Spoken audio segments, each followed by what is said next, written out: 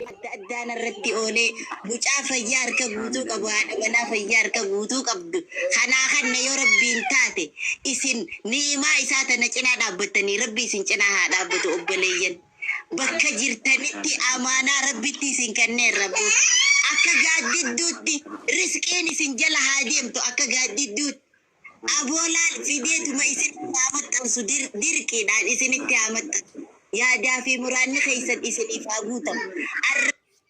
Dubbatee haadhatee hin dhabin harki keessan kara rabbiitti ol je'ee hin dhabin toobaan isin hanqaarraa toobattan gabbarri isin rabbiif sajuudaa turtan aboo bakka haa argatu baatiin baatii araaramaati resh isin haa godhu isin haa godhu wallaahi haareet ta'ammas dabarte harrarraa eegalee sababa arjoomtaniif raamaanii gidduu fi jireenya keessan isinii haa qajeelchu isin haa godhu gatuu akkana mucucaannee gaafa ijoollee taphannu san rakkina hunda akkasuma mucucaannaa irra qara wallahi qoreen isin hin argin ijji sheettaanaa isin hin argin gufaata isinii haa bol aboo karaan diinii fi duniyaa ballan biyya teenya biyya nagaa haa godhu ummata keessan karakkanaa fi jibban ummata keessan boo'i rabbi isin agarsiisin ummata keessaniif gaachana ta'aa jirtanii rabbi gaachana isin haa ta'u aboo warra ofiifillee tolee biyyaafillee tolee habiitti abdatu rabbi isin haa godhu wallaahi sabboonaan akkuma maqaa keetii maashaa Allah saba keetiin boonta anaanin salfanne sabboonaa jechuun nama obboleessa isaatiin boonu jechuu nama saba isaatiin boonu jechuu nama ganda isaatiin boonu jechuu akka fedhellee ta'u ni'imaa rabbiin kenneef dheeraa gabaabaa qaama miidhamaa maali hin jenne ofii isaatiin nama keenya jettanii ol baastanii ol isinaafuun suwaadee kiyya ol siyaafuun obboleettii xiyya taasirraa arbii mana maadaamii keessan rakkataa jirta waggaa meeqa mana maadaamii keessan rakkataa jirtan yaa kan dhiiraa yaa kan dubartii yaa kan uffaa yaa kan abboo natti arjoomtanii arjoomina arjoomtanii qofaaf raamanni biyya arjoomtanii wayye amarsi yaadachiisa waan mee fu'aada gartee laale abbaa bizinasaatii mee bizinasa isaa kana dhufuu dhedhaboo laale makka faafaayaa Dubai irraa Itoophiyaa irraa aboo nama biyyattii Afrikaa fi Eeshiyaa tana keessa aboo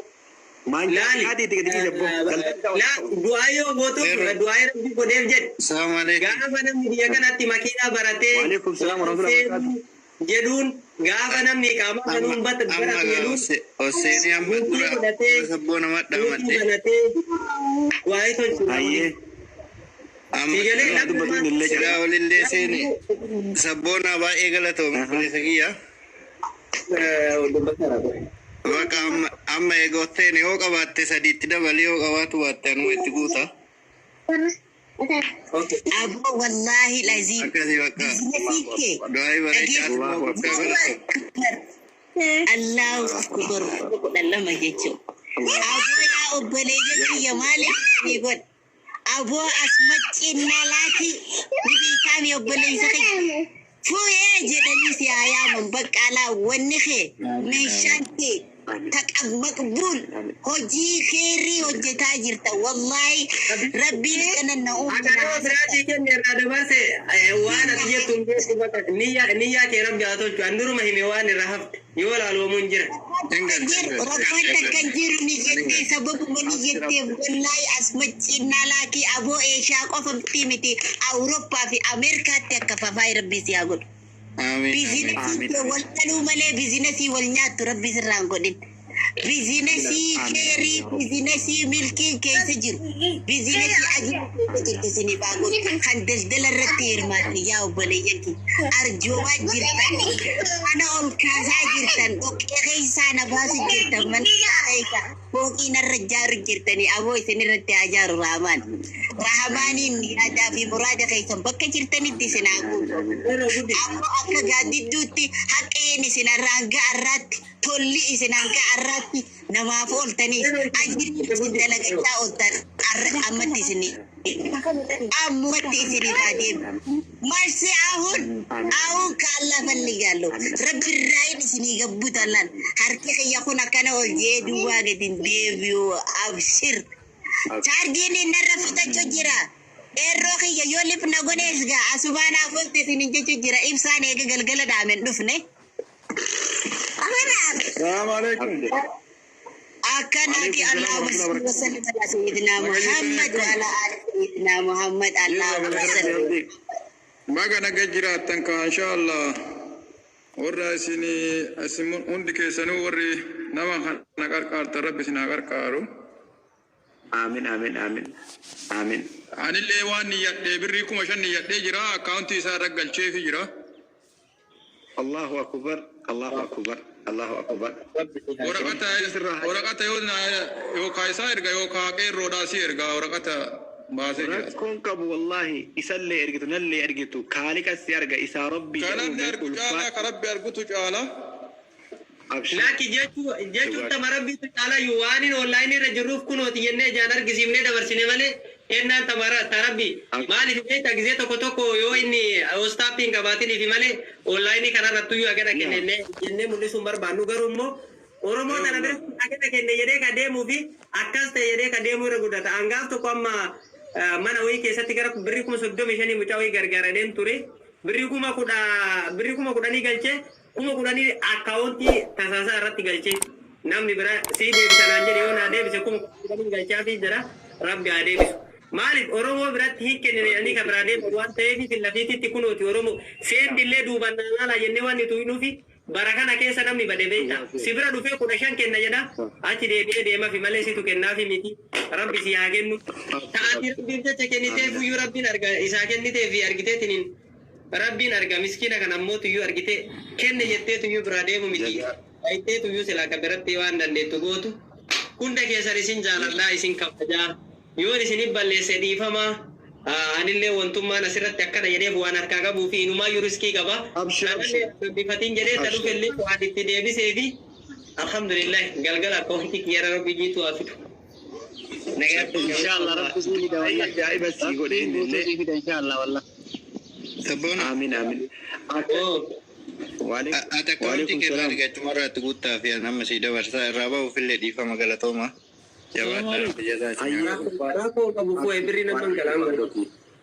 Akkaawuntii keenaa ergi sirra galchaa achirraa guutifate gaafa. Adi biriin dhufa baramma birii walakka sa'aatii booda walakkaa bishaan. Jechuun ammuma osoo atas jirtu si ergaa. Waalaikum assalam warahmatullahi wabarakatuh. Habibi rakkoo takka hin qabu. Ani biriin gallaan sii galchaatiin jinkamin abshir. Ati suuqi magisee dhufe cinaan bicha garagaliiti ganzabuma bakka kaache jiru achitti illee. Rakkoon hin jiru tole bibeesh. Akkasii wajji asitti amma dhagarra buraafatu qeerroo wajjin buraafataa ture bar gaafa namni nu bira deemullee dhagamarra rafatu. Halkan faade. Jabaadhaa rabbi isin haa gargaaru. Galatoomaa guddaa ulfaata. Gargaarsa namaa irraa duubatti hin jedhina. Nama gargaaru rabbi gargaara. Akkasii keessanuu deemuu fi qeerroo hojii tokko takkan qaba jechuun ijoollee biyya deemtu qaba tikeettii jara sirreessuun barbaada. Wanni warraa sadaqan nuyyuu gara biraatiif jarri illee muufachuu caalaa jara oduu muufachiifne kolfisiifne warraa fudhanne kokkolfaa jaarsatti galte kokkolfaa immoo maatiitti gaafa galte gaafa biyya galte tabirraa fiddi. Namni har'a waa balleesse immoo beeki karaa kana balleessaa oo deemte boru duniyaan tunillee baay'ee qaqallattee tiniin booda sadaqa matanaa dhabda.